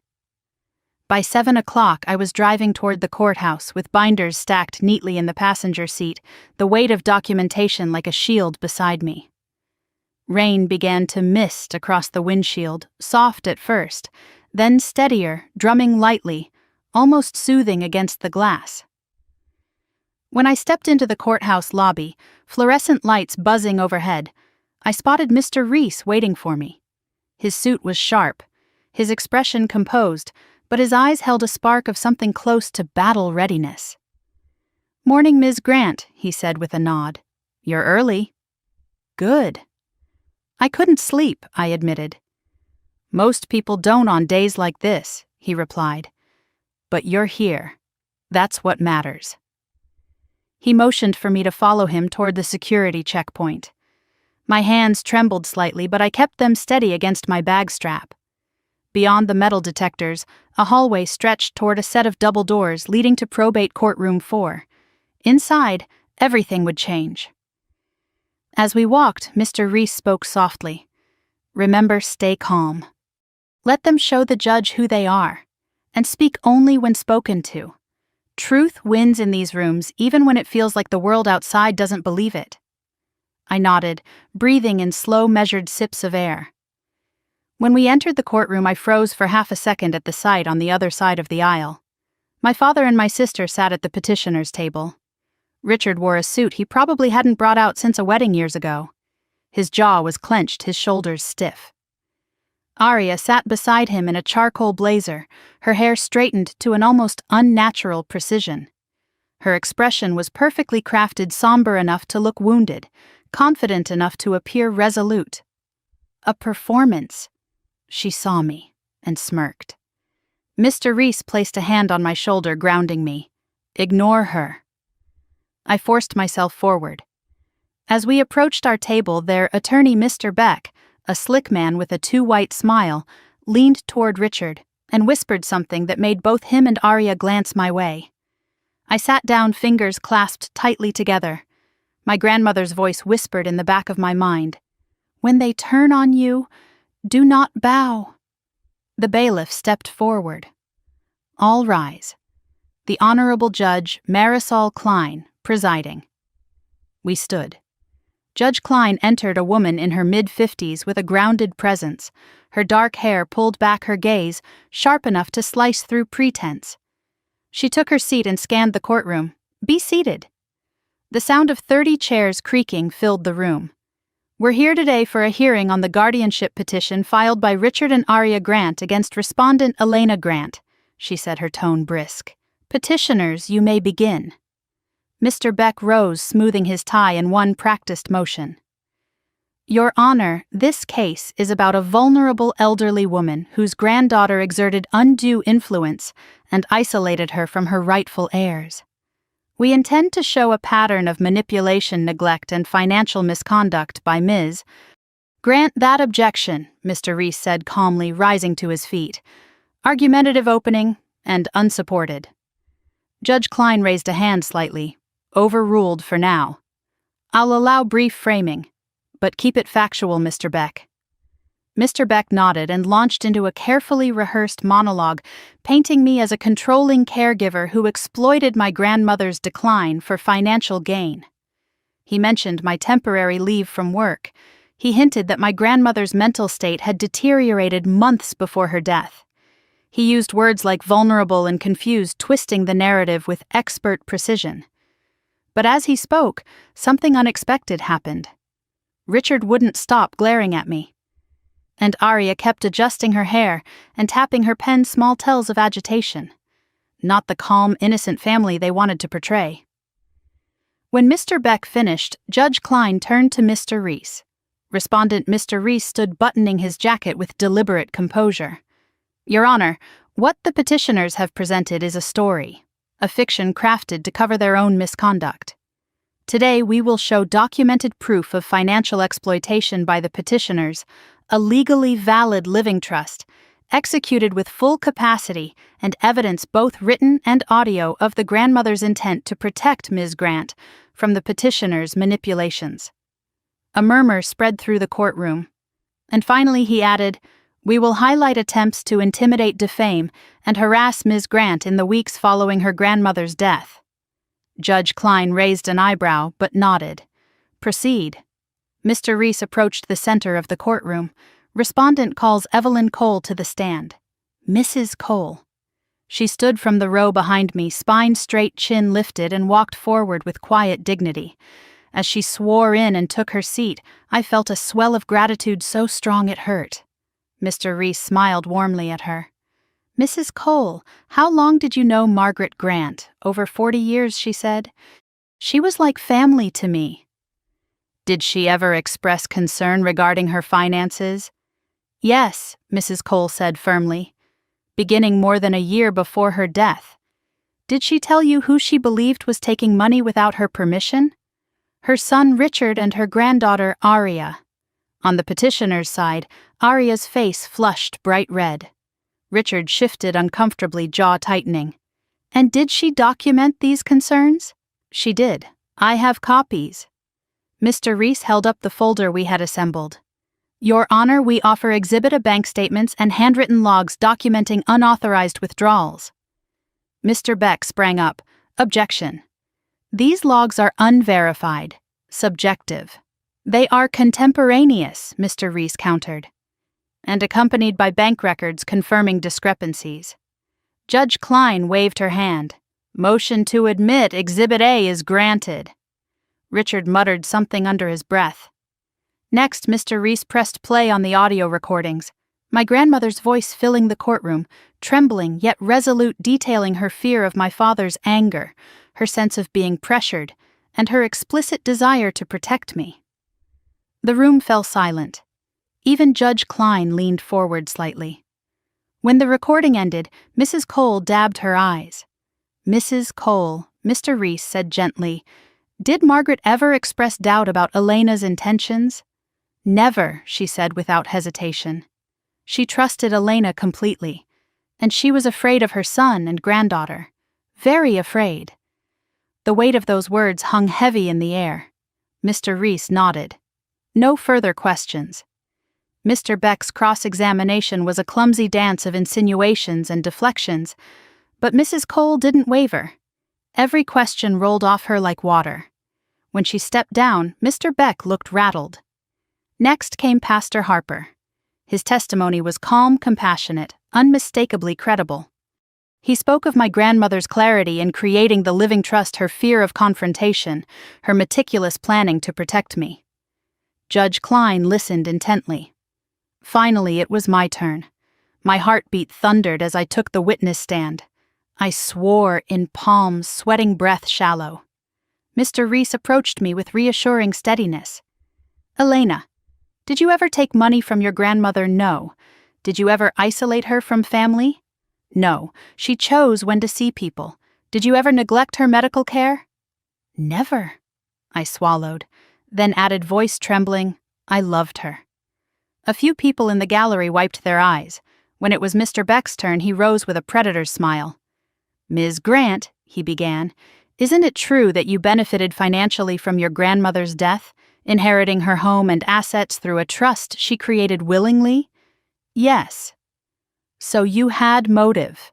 My grandmother had intent, I corrected softly. There's a difference. A few quiet gasps rippled through the room. Mr. Beck tried another angle. Why were you put on leave from your job? An anonymous complaint was filed. It was investigated and found baseless. So the complaint exists. So does its falseness. He frowned. Ms. Grant, he said, voice rising, isn't it possible your grandmother was confused and you influenced her decisions? My throat tightened, but then something inside me steadied. No, I said. What's possible is that you're describing your clients. The courtroom erupted with murmurs. Judge Klein banged her gavel. Order, Mr. Beck, flustered, stepped back. No further questions, he muttered. As I returned to my seat, I felt the faintest tremble in my hands, but also a fire, small but steady, rising in my chest. When both sides rested, Judge Klein closed the file in front of her. Her expression was unreadable. The court will reconvene for my ruling in 3 days, she said. This courtroom is adjourned. The gavel struck. A hush fell, then chaos erupted, papers gathering, chairs scraping, whispers rising. Arya stood, eyes blazing with hatred. Richard clenched his fists, face flushed with rage. But I didn't look away. Not anymore. As I walked out of the courtroom, the rain had stopped. The clouds had started to break. 3 days. 3 days until the truth would finally destroy their lies. 3 days until the war my grandmother prepared me for found its verdict. I stepped into the thinning light and whispered, Almost there, Grandma. Almost home. The next 3 days moved with the slow, heavy inevitability of storm clouds rolling in, too quiet, too tense, too full of a silence that felt like breath being held. Every hour stretched suspended between fear and certainty, hope and dread. I tried to keep myself busy, sorting documents, cleaning rooms, walking laps around the house, but nothing eased the coil of anticipation winding tighter in my chest. And underneath it all, a question kept pulsing. What would they do now? Because Mr. Reese had been right, my father and sister wouldn't go down without one last swing. That swing arrived on the second evening. I had just finished dinner at Mrs. Cole's when my phone buzzed with an unfamiliar number. I stepped outside onto the porch, letting the warm Texas night settle around me as I answered. Hello, Elena Grant, a crisp voice asked. This is Officer Wells with Travis County Sheriff's Office. Are you available to speak? My breath froze. Yes, I'm what's wrong. We received a police report tonight, he said carefully, alleging that you threatened your sister and father with violence outside the courthouse after your hearing. The porch railing blurred for a moment. I gripped it tightly. That's not true.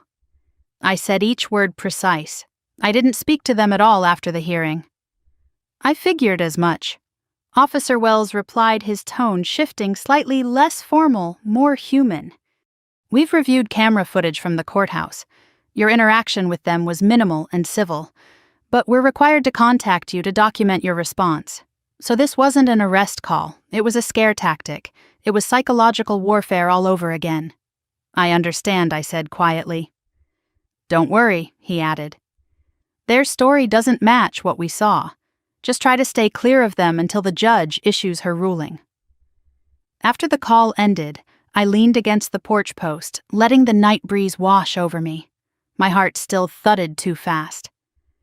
Mrs. Cole stepped outside, concern etched on her face. "What happened?"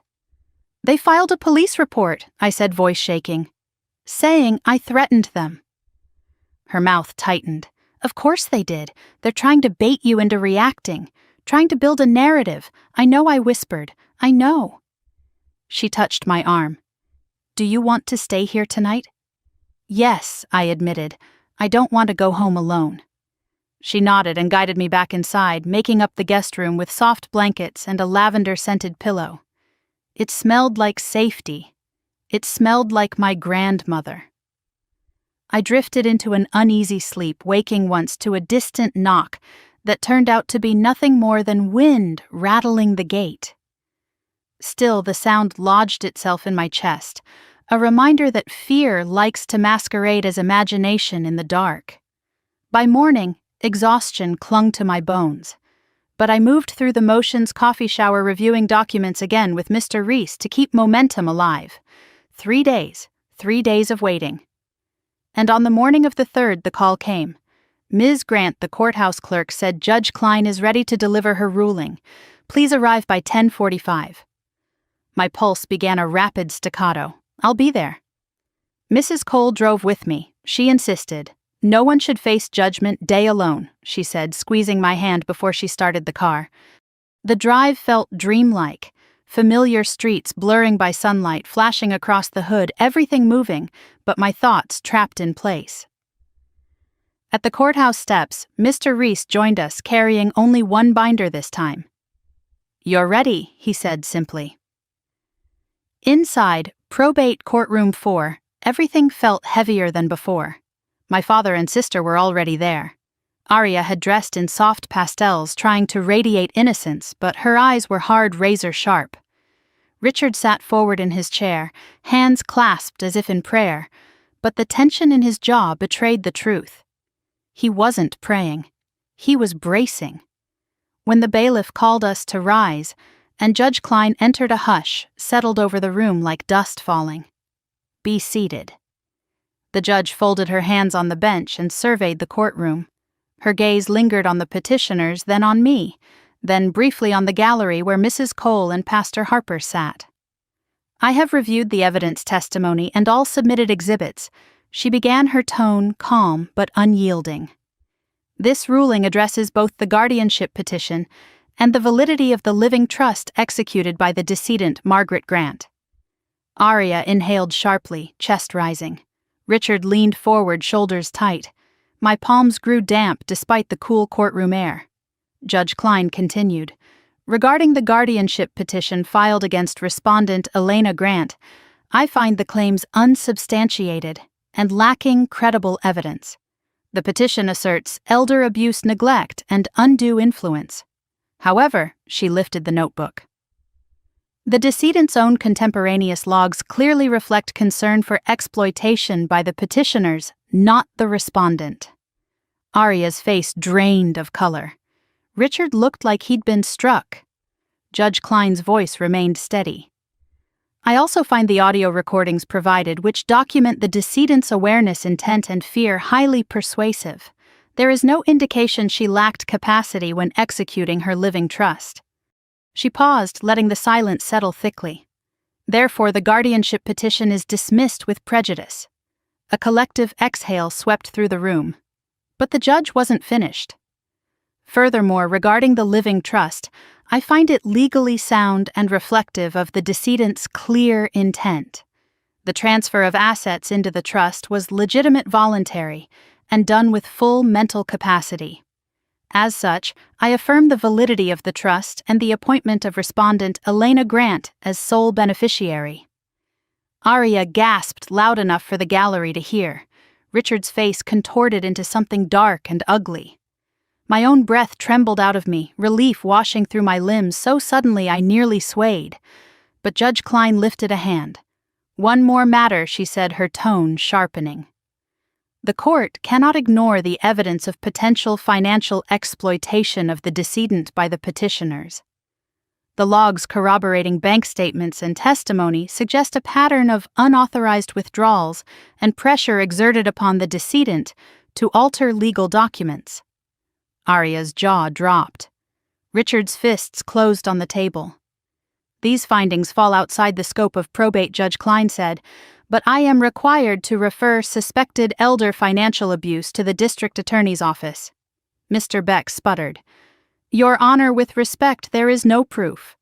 There is ample cause for investigation, Judge Klein interrupted. This referral is mandatory. Richard surged to his feet. This is ridiculous. She turned my own mother against me. Sit down, Judge Klein ordered, voice sharp as a whip crack. He froze. The room froze. Judge Klein looked at me, then, not with sympathy, not with softness, but with respect. Ms. Grant, she said, your grandmother took deliberate steps to protect you. You have honored those steps with diligence and integrity. This court recognizes that. My throat tightened painfully.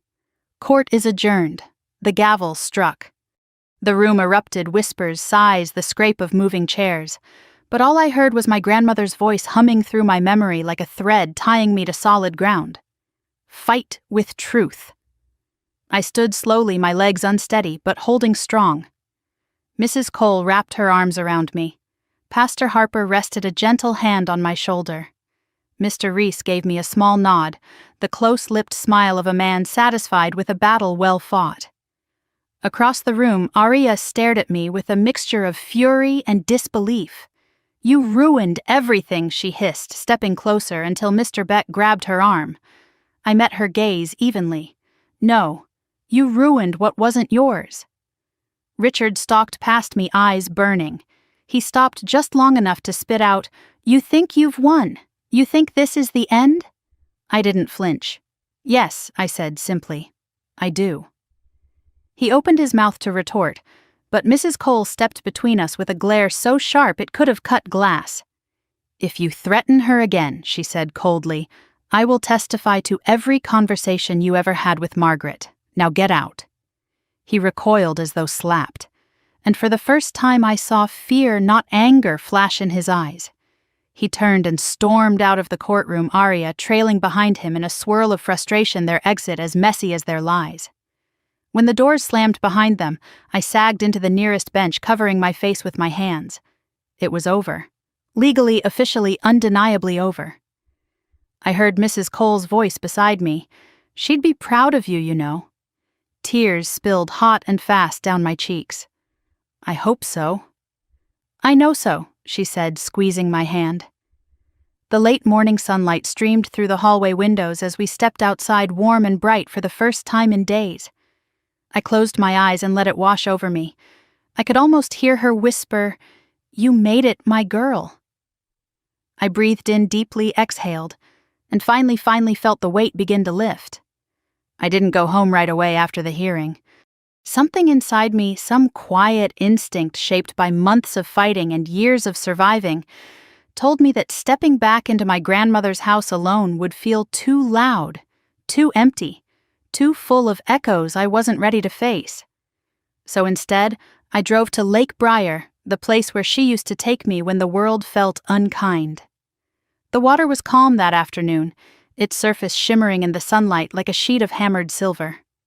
I stood at the shoreline and let the wind lift strands of my hair as memories drifted in and out, her laughter, her advice, the way she'd squeeze my hand whenever she sensed I needed grounding, even before I said a word. For the first time since her death, I felt something close to peace. But healing is never a single moment. It's a series of quiet choices, choosing to breathe, choosing to move, choosing to keep going. And I wasn't finished choosing yet. My phone buzzed in my pocket. It was a text from Arya. Just 3 words, You destroyed us.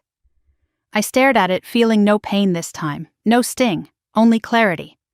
I deleted the message, blocked the number, and finally turned toward the future instead of the rubble behind me.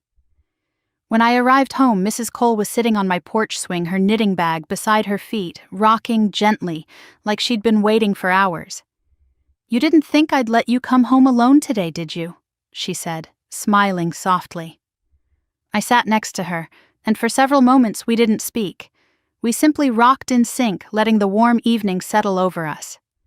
"Do you feel relief?" she finally asked. "Yes," I answered. "But also empty." She nodded knowingly. Victory doesn't erase the grief that came before it. Those are two different weights. We watched a pair of robins hopping across the lawn. "Your grandmother was prepared for today," she said, "but she also prepared you for tomorrow. That's what matters now. Tomorrow." The word felt like something I could touch. I slept deeply that night. No nightmares, no jolting awake, only the kind of sleep that feels like a slow return to self. And when morning light seeped through the curtains, I realized something surprising. For the first time in months, I wasn't afraid. I made myself coffee in my grandmother's old blue mug and stood at the kitchen sink watching the sun rise behind the oak tree. The day was quiet, predictable, safe, until the knock on the door. I set down the mug, heart tightening for just a moment, old instincts rising. But when I opened the door, it wasn't my father or Aria. It was Deputy Hargrove. "Morning, Ms. Grant," he said gently. "Sorry to bother you, but the DA's office asked us to notify you that formal charges are moving forward." I stepped aside to let him in, though he shook his head. "Won't take long," he continued. "Your father and sister are being investigated for elder financial exploitation, filing a false police report, attempted interference with a trust and coercion." My stomach tightened. Hearing it out loud felt heavier than reading it in legal documents. More real. Will they? I hesitated. Will they go to jail? "That depends on the DA," he answered. "But there's strong evidence, and Judge Klein's referral carries weight." I exhaled slowly. Deputy Hargrove softened his voice. "You did the right thing, Elena. This system works better because of people like your grandmother and people like you who follow through." "Thank you," I whispered. After he left, I sat on the couch, letting the weight of the moment settle into me. There was no joy in knowing they might be punished. Only necessity. Only truth. Around noon, Mr. Reese called. "Elena," he began, "I just received notice that the DA wants to speak with you next week. Don't worry, it's standard. They need your perspective to support the investigation. Do I need to prepare anything?" "Just be honest," he said. "You've been honest from the start. That's why you prevailed." His confidence steadied me. "And Elena," he added. "Yes, you should be proud of yourself." I swallowed the sudden tightness in my throat. "Thank you." After the call, I decided to go through my grandmother's office, something I'd been avoiding for weeks. The room smelled faintly of her perfume, warm and floral. The books on her shelves were still perfectly arranged, and her reading glasses rested atop an unfinished crossword.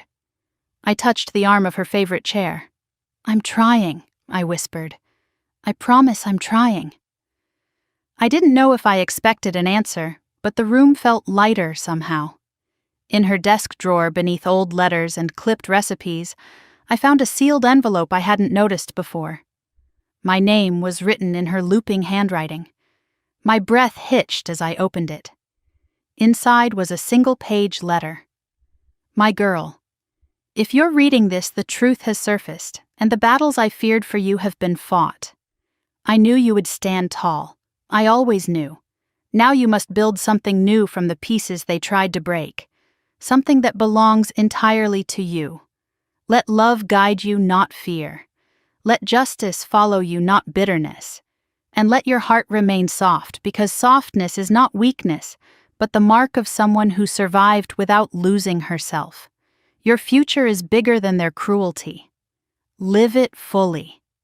Grandma A. tear slid onto the page, but I didn't wipe it away. I let myself feel everything: relief, sadness, triumph, longing, because grief, too, is love, and I had a lifetime of it. That evening, Pastor Harper stopped by with a folder in his hands. "Your grandmother asked me to hold on to this," he said, settling into the living room chair. "She wanted it given to you only after the legal dust settled." I opened the folder slowly. Inside were documents outlining her idea for a foundation, one she had drafted years ago but never completed. The Margaret Grant Fund for Senior Protection and Advocacy Mission Support and defend elderly individuals who cannot defend themselves. I covered my mouth with one hand, overwhelmed. She knew what happened to her wasn't just about her, Pastor Harper said gently. She wanted to help others long before she realized she would need help herself. She was always ahead of everyone, I whispered. He smiled. She believed you'd finish what she started. The idea stirred something in me, a sense of purpose forming in the space where fear used to live. We talked for nearly an hour about logistics, funding, legal structures. By the time he left, a new path had taken shape in my mind, clear and bright. Later, as dusk settled, I took a walk to Mrs. Cole's house. She was watering her flowers when she noticed me approaching. "Hey, sweetheart," she said, putting down the watering can. "Long day, long but good," I replied. "I think I know what I want to do with the inheritance." She raised her brows. "Oh, I want to start a foundation in her name, something that helps seniors like her, something she'd be proud of." Mrs. Cole's eyes softened. "That sounds like exactly the kind of future she wanted for you."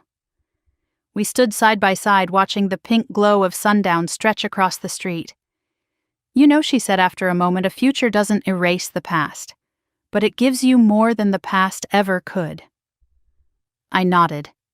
She gave me more than I ever realized.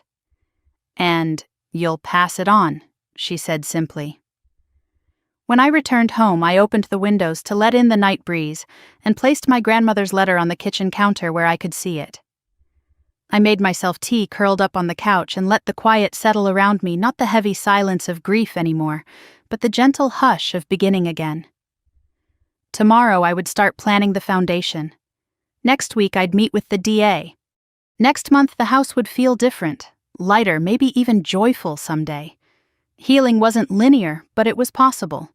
And as I sat alone in the home she built, surrounded by the echoes of her voice and the blueprint of her hopes, I understood something with a depth that reached straight into my bones. My grandmother hadn't just saved me. She'd handed me a future. And now it was my turn to live it. I didn't expect the dedication ceremony to feel so intimate. The community center was modest white walls, polished concrete floors, simple round tables dressed with lavender cloths, but the room pulsed with something warm and quietly powerful. Perhaps it was because everyone here had a story. Everyone here understood loss, injustice, or the strange ache of trying to protect someone who couldn't protect themselves. Or perhaps it was simply because this was the first day of the life my grandmother had envisioned long before I realized it was also the first day of mine. The sign above the stage read, "The Helen Grant Foundation for Senior Protection and Dignity." The words stood bold in deep navy letters, and for a moment I couldn't look directly at them. It felt like staring into the sun, too bright, too meaningful. Mrs. Cole approached from behind and rested a hand on my shoulder. "She'd be proud," she whispered. I turned toward her, grateful for the familiar steadiness in her gaze. "I hope so." "No," she corrected softly, "she would be. Don't dilute it with doubt." The mayor spoke first, thanking the donors and acknowledging the need for legal and emotional support for elderly residents, vulnerable to manipulation. Then Pastor Harper stepped up to offer a prayer, simple, heartfelt, anchored in gratitude. Finally, it was my turn. As I climbed the steps to the podium, my heartbeat quickened. Faces blurred for a moment. Counselors, volunteers, city officials, survivors of elder exploitation, daughters who had fought for their parents, grandsons who had learned too late, neighbors who had witnessed and done something. These were my people now. This was my circle. I drew in a slow breath. "My name is Elena Grant." I began, my voice trembling only at the edges, and this foundation exists because my grandmother believed that dignity is the one thing no one should ever lose. Not to fear, not to age, not to manipulation, and certainly not to family. A ripple of emotion moved through the crowd. I continued, letting the truth steady me. She knew what it felt like to be pressured, silenced, and financially exploited by the people she trusted most.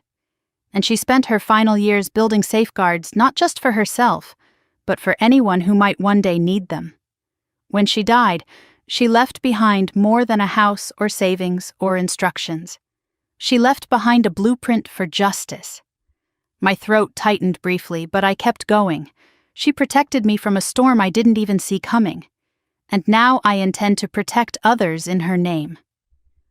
I stepped away from the microphone to the sound of applause that rose not in volume but in sincerity, like a wave washing gently against the shoreline. It didn't feel celebratory. It felt collective, shared, understood, carried. After the ceremony, people approached me one by one. A woman in her 60s whose father had been pressured into signing his house away to a nephew. A retired teacher whose sister had been scammed by a caregiver. A young man whose grandmother had been isolated by relatives until they drained her bank account. Each story brushed against mine like branches touching briefly in the wind. One woman pressed my hands between hers.